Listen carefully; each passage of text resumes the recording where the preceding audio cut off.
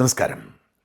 American president Donald Trump ഇടയ്ക്ക് വെച്ച് യുദ്ധം അവസാനിപ്പിച്ചിട്ട് മുങ്ങിയേക്കും എന്ന് ചില പശ്ചിമേഷ്യൻ നിരീക്ഷകരെങ്കിലും ഇതിന് മുൻപേ പറഞ്ഞിരുന്നു.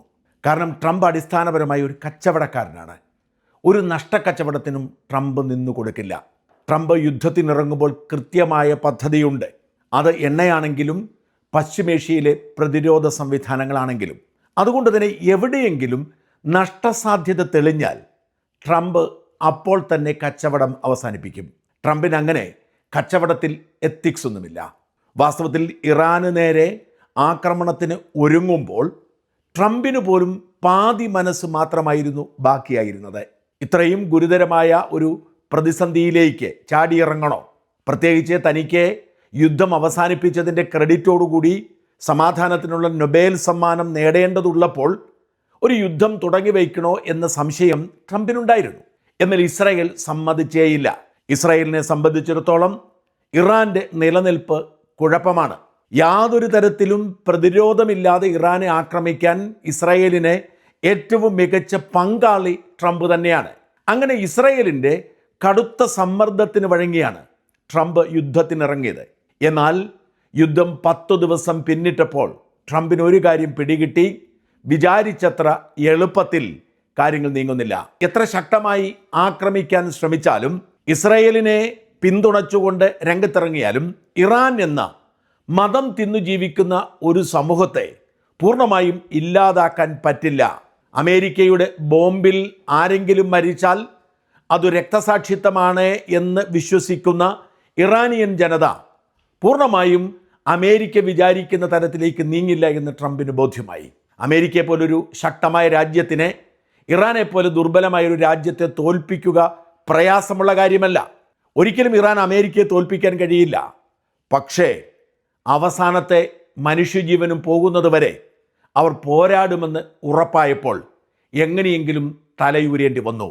ട്രംപ് ഇന്നലെ പല മാധ്യമങ്ങളോട്, അത് റിപ്പബ്ലിക്കൻസിനോട് സംസാരിച്ചതടക്കം തൻ്റെ പാർട്ടിയിലെ കോൺഗ്രസ് അംഗങ്ങളോട് സംസാരിച്ചതടക്കമുള്ള സംവിധാനങ്ങളിൽ, ചാനലുകൾക്ക് നൽകിയ അഭിമുഖത്തിലൊക്കെ ട്രംപ് പറഞ്ഞത് ഞെട്ടിക്കുന്ന ചില കാര്യങ്ങളാണ്.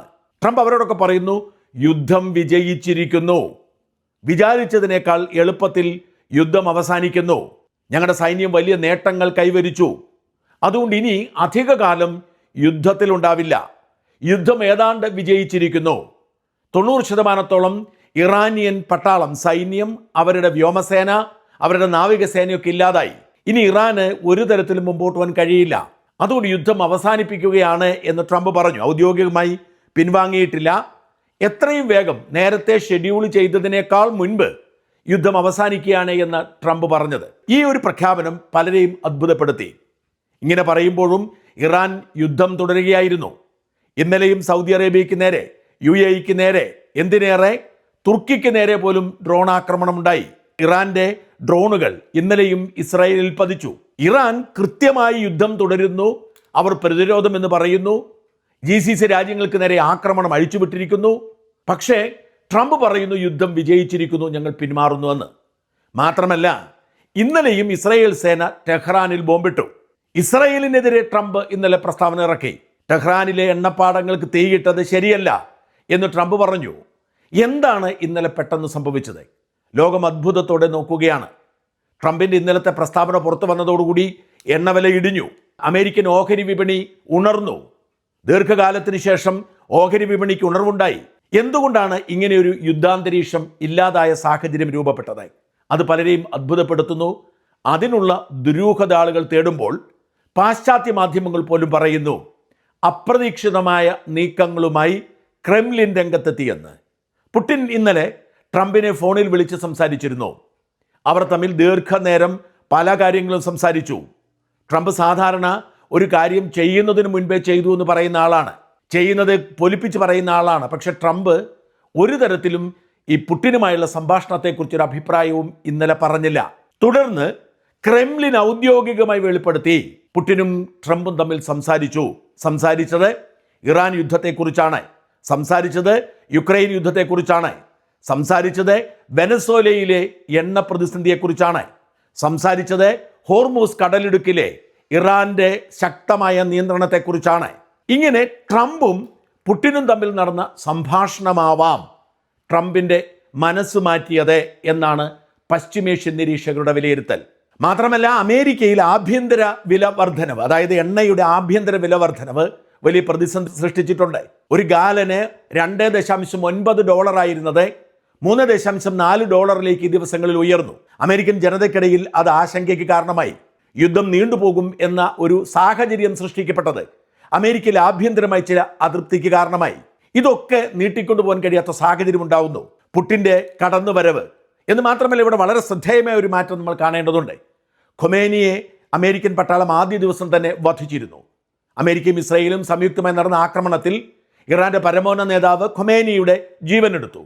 പകരം ഖൊമേനിയുടെ മകൻ മൊജ്തബ ഖൊമേനിയെ പുതിയ സുപ്രീം ലീഡറായി ഇറാൻ തെരഞ്ഞെടുത്തിട്ടുണ്ട്. കഴിഞ്ഞ ദിവസം തന്നെ ഈ പുതിയ സുപ്രീം ലീഡറെ തെരഞ്ഞെടുത്തു എന്നവർ പറഞ്ഞിരുന്നു, പേര് വെളിപ്പെടുത്തിയിരുന്നില്ല. എന്നാൽ ഇന്നലെ മൊജ്തബിനെ പുതിയ അയത്തുള്ളയായി തെരഞ്ഞെടുത്തു എന്നത് ഔദ്യോഗികമായി ഇറാൻ പറഞ്ഞു.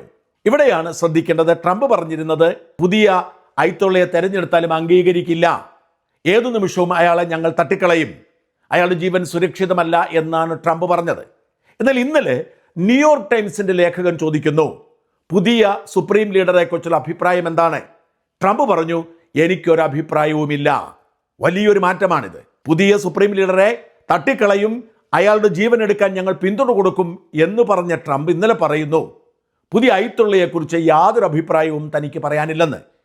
മാത്രമല്ല, കഴിഞ്ഞ ദിവസം ട്രംപ് പറഞ്ഞത് ഇതുവരെ കണ്ടതൊക്കെ ഒരു തുടക്കം മാത്രമായിരുന്നു, ട്രയൽ മാത്രമായിരുന്നു. ഇനിയാണ് യഥാർത്ഥ ആക്രമണം നടക്കാൻ പോകുന്നത്. ഇനി ശക്തമായ തിരിച്ചടി ഉണ്ടാവും, ഇനി അതിശക്തമായ യുദ്ധമുണ്ടാവും. മാത്രമല്ല, ട്രംപ് പറഞ്ഞത് അമേരിക്കൻ കാലാൾ സേന, കരസേന ഇറാനിലേക്ക് നീങ്ങുന്നതിൻ്റെ സാധ്യതയും ആലോചിക്കുന്നു എന്നാണ് ട്രംപ് പറഞ്ഞത്. എന്നാൽ ഇപ്പോൾ ട്രംപ് പറയുന്നു യുദ്ധം അവസാനിച്ചിരിക്കുന്നു, ഇനി മുമ്പോട്ട് പോവേണ്ട കാര്യമില്ല, യുദ്ധം വിജയിച്ചിരിക്കുന്നു, യുദ്ധം പൂർണ്ണമായും വിജയിച്ചിരിക്കുന്നു എന്ന് പറഞ്ഞ് ട്രംപ് തലയൂരുന്ന സാഹചര്യം സൃഷ്ടിച്ചിരിക്കുന്നു. അതേസമയം ഓർക്കണം, ഇന്നലെയും GCC രാജ്യങ്ങൾക്ക് നേരെയുള്ള ആക്രമണം ഇറാൻ തുടർന്നു. എന്തുകൊണ്ടാണ് പെട്ടെന്ന് ട്രംപിൻ്റെ ഈ മനം മാറ്റം? യുദ്ധം ഇങ്ങനെ നീണ്ടുപോകുമെന്നും യുക്രൈൻ യുദ്ധം പോലെ അത് അനിശ്ചിതമായി നീളുമെന്നും ഇത് ട്രംപിൻ്റെ പ്രതിച്ഛായയെ മാത്രമല്ല അമേരിക്കയിലെ ആഭ്യന്തര സാഹചര്യങ്ങളെയും ബാധിക്കുമെന്നും അതുകൊണ്ട് യുദ്ധം അവസാനിപ്പിച്ചതായി പ്രഖ്യാപിച്ച് പിന്മാറണമെന്നും ആണ് ട്രംപിന് കിട്ടിയിരിക്കുന്ന ഉപദേശം. മാത്രമല്ല, പുതിയ അയത്തുള്ളയെ ആദരിച്ചുകൊണ്ട് അംഗീകരിച്ചുകൊണ്ട് ക്രെംലിൻ ഔദ്യോഗികമായി പത്രക്കുറിപ്പിറക്കി. പുതിയ അയത്തുള്ള ഞങ്ങൾ അംഗീകരിക്കുന്നു, ഇനിയും ഇറാൻ ഈ സുപ്രീം ലീഡറുടെ കീഴിൽ മുമ്പോട്ട് പോകുമ്പോൾ ഞങ്ങളുടെ പിന്തുണയുണ്ട് എന്ന് പുടിൻ പ്രഖ്യാപിക്കുകയാണ്. ഈ പ്രഖ്യാപനം വാസ്തവത്തിൽ യുദ്ധത്തിലേക്ക് ഇറങ്ങുന്ന പുടിൻ്റെ സൂചനയായി ട്രംപ് മനസ്സിലാക്കുന്നു. ഇവിടെ ക്രെംലിൻ ഈ യുദ്ധത്തിലേക്ക് ഇറങ്ങിയാൽ ചൈനയുടെ പിന്തുണ കൂടി ഉണ്ടായെന്ന് വരാം. പിടിച്ചെടുത്ത് നിൽക്കാത്ത സാഹചര്യം ഉണ്ടാവും, എണ്ണവില ഉയരും, ആഭ്യന്തര പ്രതിസന്ധി മൂർച്ഛിക്കും. ഇവിടെ ഒരിക്കലും മതം തിന്ന് ജീവിക്കുന്ന ഒരു മനുഷ്യരെ, ഒരു സമൂഹത്തെ പൂർണ്ണമായും ഇല്ലാതാക്കാൻ കഴിയില്ല. അതുകൊണ്ട് പൊടുന്നനെ ട്രംപ് നിലപാട് മാറ്റി പിന്മാറുകയാണ് എന്നാണ് റിപ്പോർട്ട്. ഇത് ഇസ്രായേലിനെ വല്ലാതെ പ്രകോപിപ്പിച്ചിരിക്കുന്നു. ഇസ്രായേലിനെ സംബന്ധിച്ചിടത്തോളം ഇറാൻ ഇല്ലാതാവുക എന്നത് അവരുടെ നിലനിൽപ്പിൻ്റെ പ്രശ്നമാണ്. 2015 ഡൂംസ്ഡേ ക്ലോക്ക് സ്ഥാപിച്ച് ഇസ്രായേലിൻ്റെ പതനം ഭൂപടത്തിൽ നിന്നും നീക്കം ചെയ്യുന്ന പ്രക്രിയ 2040 മുമ്പ് നടപ്പിലാക്കുമെന്ന് പ്രഖ്യാപിച്ച് മുമ്പോട്ട് പോകുന്ന ഇറാൻ ഇല്ലാതായില്ലെങ്കിൽ ഇസ്രായേലിൻ്റെ നിലനിൽപ്പ് അപകടത്തിലാണ്. അതിനാണ് ട്രംപിൻ്റെ പിന്തുണയോടെ ഇസ്രായേൽ ആക്രമണം നടത്തിയത്. ഇസ്രായേൽ തന്നെ പറയുന്ന ഏതാണ്ട് 5000-ഓളം ഇടങ്ങളിൽ തങ്ങൾ ബോംബിട്ടെന്ന്. ഇന്നലെയും ഇസ്രായേൽ വിശ്രമിക്കാതെ ടെഹ്റാനിൽ ബോംബിട്ടുകൊണ്ടിരുന്നു.